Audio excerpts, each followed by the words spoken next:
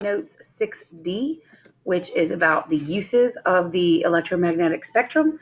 And it is the last set of notes for this year. We are not going to have time to do motion and electricity and magnetism before we start reviewing for the SOL. So what we'll end up doing is do just a mini day on motion and a mini day on electricity and magnetism, and then we'll move into review of 6th grade and 7th grade, and then we'll review the stuff that we did this year too. But this is the last full unit of stuff that we're going to do. So here we go. First thing I want you to do is do the quick review up at the top, this thing right here. And you're going to use the word bank here and do the best you can, fill in as many of them as you can, and then come back. So pause, fill that in, and then come back. Welcome back. Here we go. Visible light only makes up a small part of the electromagnetic spectrum. And notice that we abbreviated it EM. So that's a wonderful trick to use in writing whenever you've got to write something over and over and over again. It's really long, like the name of what's the word I'm looking for? Group.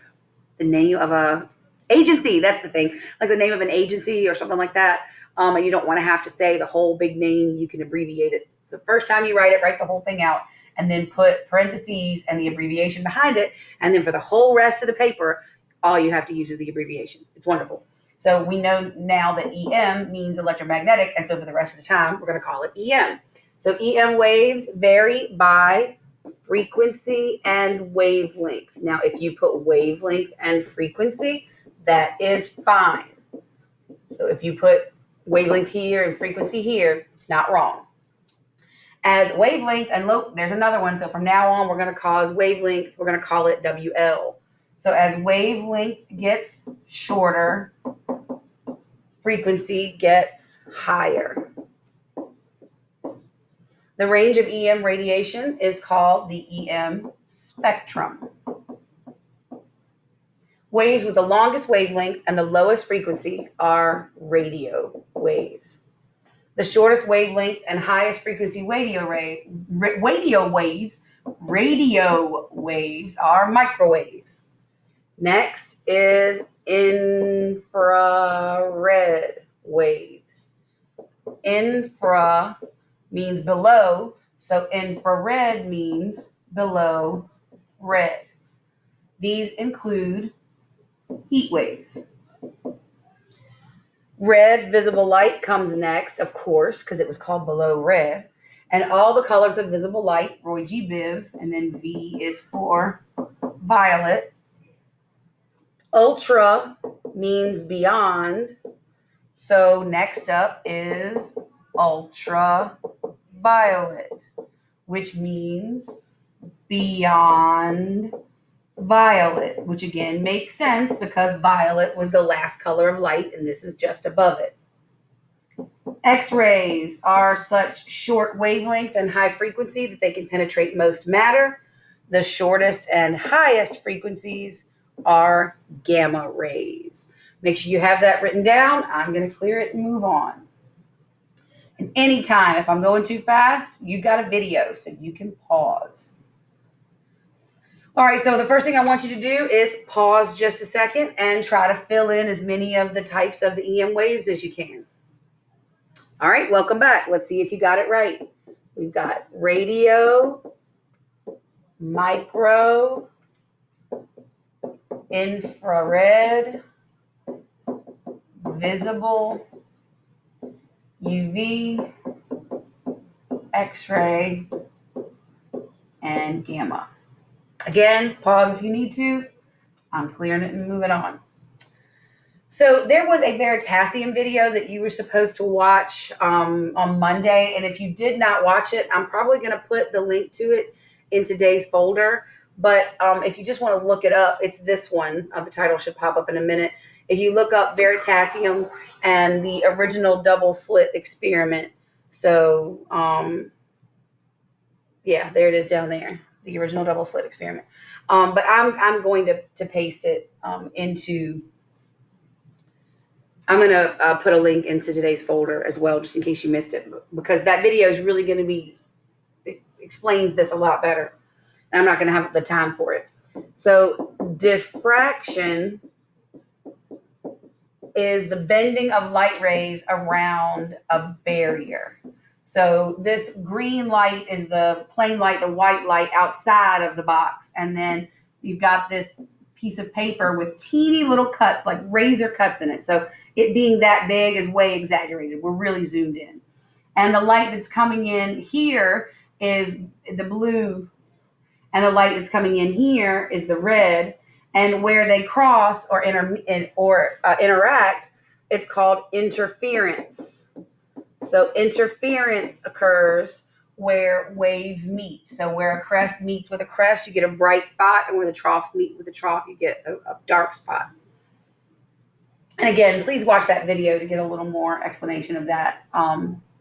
He does things that make it very very understandable, visual things that I can't really do. All right, so here we go. How do we use radio waves? How do we use all of our EM waves? So first, we're going to start with the radio. And you know what a radio is. You've got one in your car. It's picked up and received by antenna, sent out, transmitted, and received by antenna. And then those wires are picked up by your radio receiver. And then the radio converts those EM waves into the sound that you hear coming out of the speaker. When you adjust the tuner, so when you change the radio station from Mom's Light 98 down to 94.5, you're adjusting the frequency that the wire is picking up. So all of those frequencies of waves, all of those radio stations are always there. It's just how much electricity is going to the diodes in your receiver determines which one of those stations it's picking up. Now, here's a little bit of something that I don't want you to miss out on just because you're not here. All right, so we know that we've got radio waves that are large, and then they get a little quicker. So you've got one radio station here, and then one here, and then one here, and then one here, and those are all the different radio stations at all those different frequencies.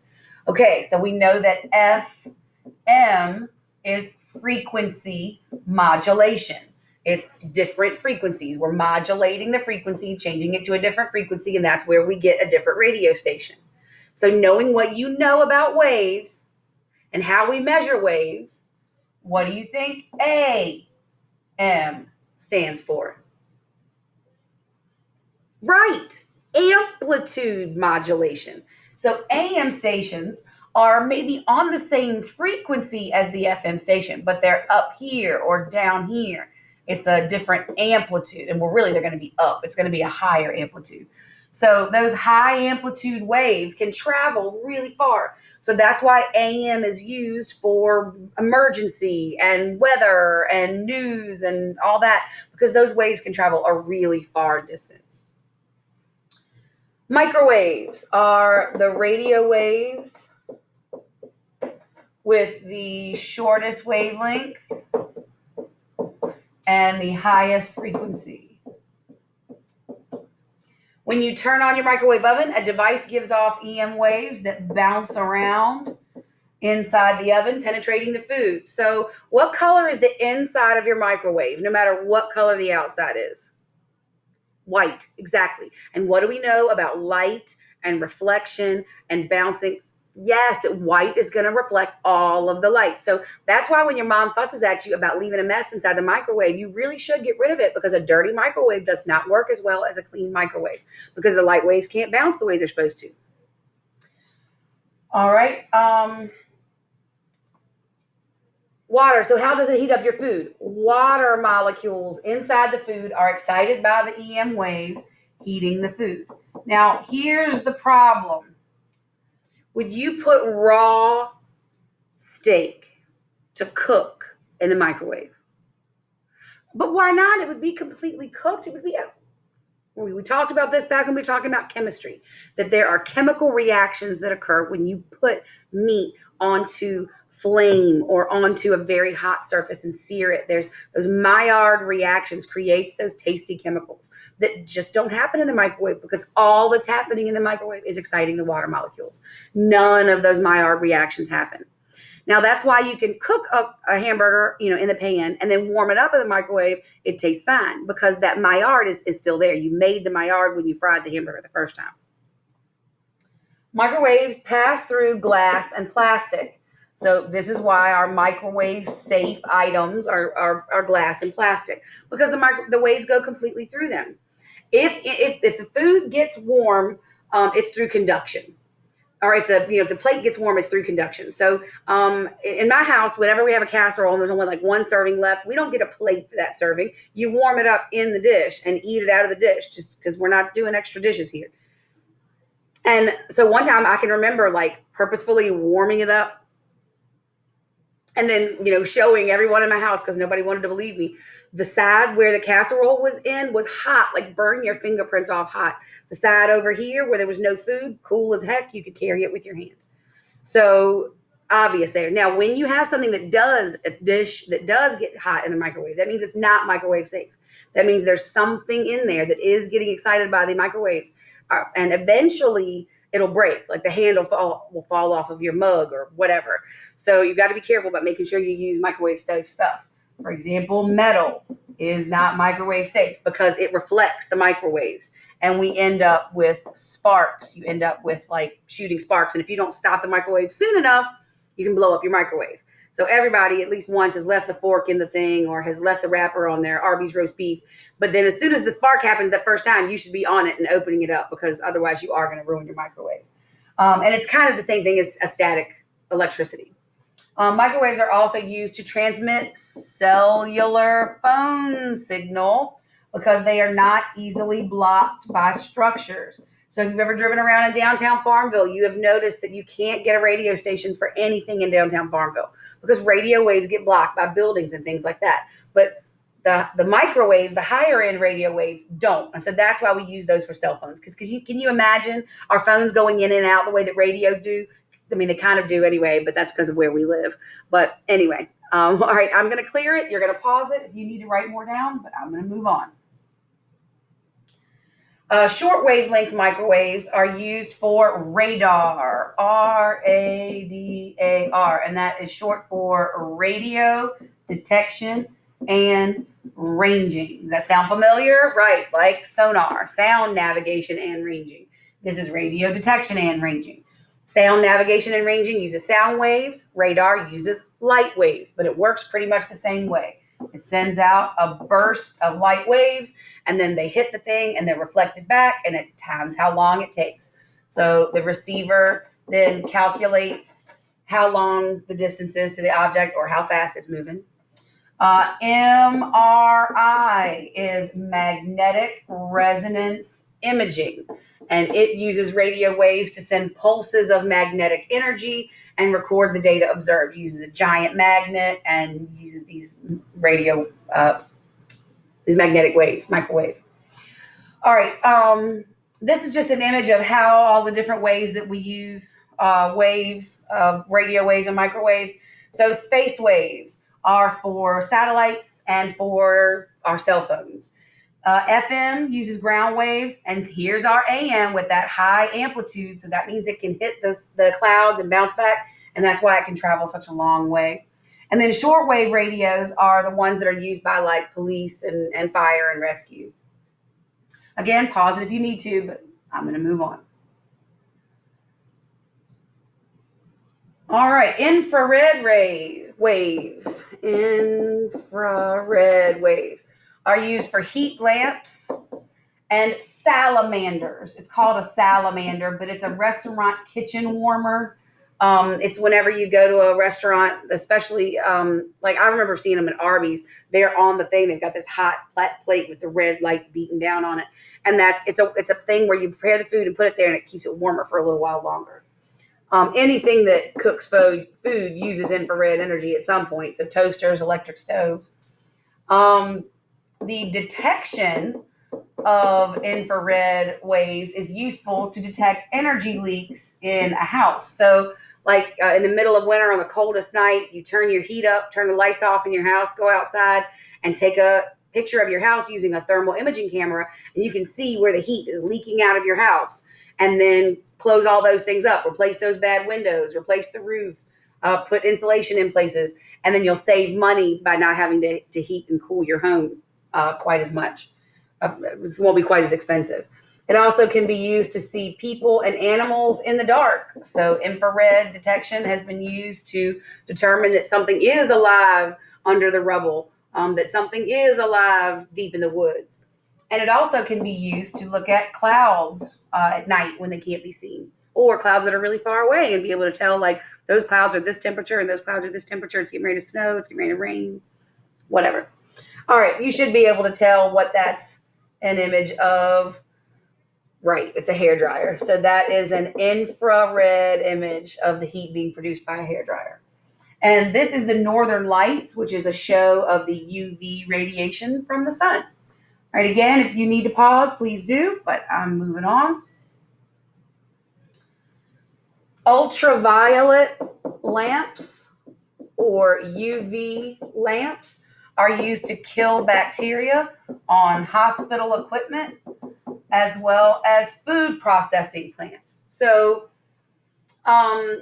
it's called an autoclave. When you go to the dentist, the tools and stuff that they use are not washed in soap and water. You actually would be more likely to have contamination that way. They use the autoclave, which kills everything. It puts this UV light on it and kills everything.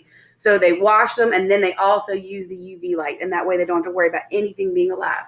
Now, one thing they don't wash and then use the UV is the food processing. So think about your crunchiest favorite cereal. Can you imagine if they used soap and water to clean those big machines that made it? Right, exactly. It would be soggy. You wouldn't get all the soap out. You wouldn't get all the water out. Like, it would be gross. So what they do instead is brush the thing down and then run a UV light over it. And that way it kills any bacteria, and they don't have to get the cereal soggy. UV waves are also used to treat newborn babies with jaundice. It's a yellowing of the skin due to high bilirubin levels being produced by their liver. Sometimes they'll tell you, just take that baby outside and put him in the sun and just let the UV from the sun treat the baby. But sometimes it's bad enough that, sometimes it's bad enough that the baby does have to be put under a billy light, as it's called. I was one of them. I was born early, and I was jaundiced and had to be under the billy light for a couple of days, but I got over it. There are scientists that believe that there are insects that see using UV light, and that sun's UV radiation is visible to us as the Northern Lights. All right, again, I'm moving on. Pause if you need to. All right, X-rays are, of course, used to penetrate tissue and muscle to show cracks or breaks in bone. They are also used to check for cracks in buildings and pipelines. So you can imagine that if there's been an earthquake or something like that, you don't want to go into the building. The building might still be standing, but you don't want to go in there until you're sure that it's okay. But you don't want to have to dig out the foundation, so you X-ray the foundation. And that way, if there's no cracks, you know you can move back into the building. And then pipelines. Sometimes a pipe will get a crack in it, but the water doesn't come out where the crack is. Water follows the path of least resistance and comes out, down here. And if you dig down there, there's no crack. And you could dig for days and not find it. If you X-ray the whole pipeline, you can find where the crack is, save a whole lot of time, and just dig right at the spot where the problem is. This, of course, is an X-ray image of a broken arm. And this, I think, is stupid cool. This is actually a photo or image of the same spot. So the camera, the telescope is pointed at the same spot in the sky. This is just visible in UV light. This is the gamma radiation. So obviously that star is dying. And as it's dying, it's giving off all of this radiation, but we can't see it. It's invisible. But this detector on this telescope could see it. Nope, I got to do this. All right. Gamma rays have some medical applications. Despite their possibility to cause illness, gamma rays are used to kill cancer cells in radiation therapy. Images can also be formed by detecting an injected or drunk gamma dye. So that's a CT scan or a CAT scan, if you've ever had a CT scan or a CAT scan. And it's so weird when that dye is injected. I've had to have them before. And when that dye is injected, your fingertips all of a sudden feel sweaty and you feel like you've peed yourself. You haven't, but it's your body's reaction to the radiation. It's very strange. Our bodies do not like being dosed with high amounts of radiation. Gamma ray telescopes detect gamma rays from distant stars, as well as those evident on Earth's atmosphere from nuclear detonations. So there is gamma radiation trapped in our atmosphere from when we have set off bombs. And then that's also how they can tell, like when they say the U.S. noticed that Korea set off a nuclear bomb, that's how we know. We know because someone used a gamma ray detector. All right, that is it for these notes. Make sure you get these written down. The quiz on this will be on Thursday. We'll review tomorrow. And you have a lovely day and make good decisions. Bye.